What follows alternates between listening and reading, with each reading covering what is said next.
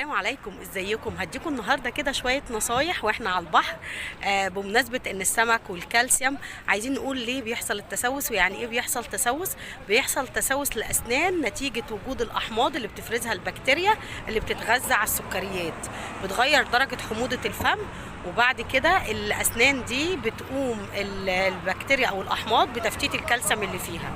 وبعدين بتبدأ تدخل من طبقة المينا على طبقة العاج اللي بتكون قطرة لحد ما توصل لأنسجة العصب وتوصل لأنسجة العظم وتعمل التهاب العصب.